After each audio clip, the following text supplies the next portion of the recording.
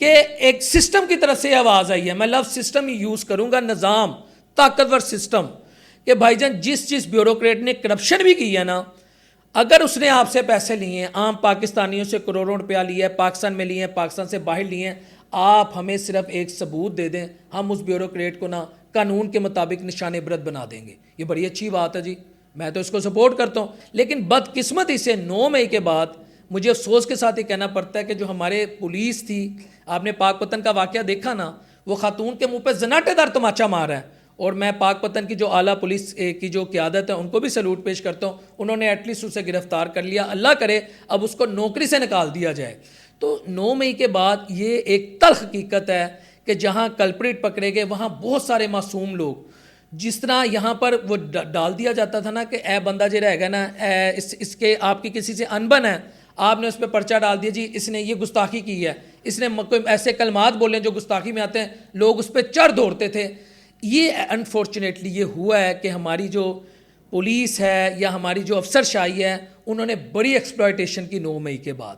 بہت سارے معصوم لوگ پکڑے گئے, پیسے لے کے چھوڑے گئے, یعنی ان کو یہ اس نہج پہ چلے گئے, یہ وہاں چلے گئے کہ ان کی واپسی ناممکن تھی, کیونکہ انہیں پتہ تھا ہم 9 مئی کے نام پہ کسی کو پکڑ لیں, کسی کو چھوڑ دیں, کسی کو گرفتار کر لیں. یہ بدقسمتی سے پاکستان میں یہ کلچر چلا ہے. اور اب اللہ کا شکر ہے اگر ہمارے جو مقتدر ہیں ان کو اس چیز کی ریئلائزیشن ہے کہ اگر انہوں نے بھی کرپشن کی ہے, انہوں نے بھی لوٹ مار کی ہے, انہوں نے بھی عام آدمی کو اگر اگڑا لگایا تو ان کو بھی نشان عبرت بنا دیا جائے, تو میں تو اس عمل کو سپورٹ کروں گا. تو اب یہ سارا سلسلہ کیوں ہوا؟ یہ سارا سلسلہ اس لیے ہوا کہ جو سسٹم ہے نا وہ یہ نہیں چاہتا 10 کھرب کی اگر کہیں کرپشن ہوئی ہے بقول انصار عباسی کے پنجاب میں تو الزام سسٹم پہ آ جائے.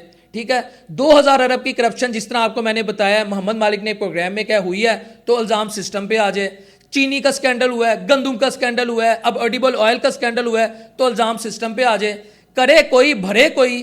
میرا خیال ہے جو مقتدر ہیں ان کا یہ ذہن بن چکا ہوا ہے کہ اگر ان کی حکومت میں اس طرح کی حرکتیں ہیں اور یہ کرپشن اگر ہو رہی ہے تو ہمیں ان کو بھی سیدھا کرنا ہے, کیونکہ اگر ہم نے ماضی میں سب کو سیدھا کر لیا تو یہ کس کھیت کی مولی ہیں.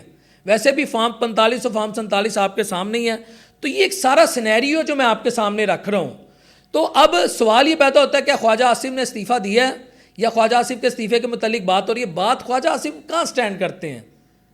پچھلے 2018 کے الیکشن میں وہ کیسے جیتے آپ کے علم میں ہے. اس دفعہ کیا ہوا بقول نجم سیٹھی کے کہ ریٹرننگ آفیسر ان کے وہ مقروض ہیں, یعنی ان کے وہ مہربان ہیں جو ریٹرننگ آفیسر ہیں.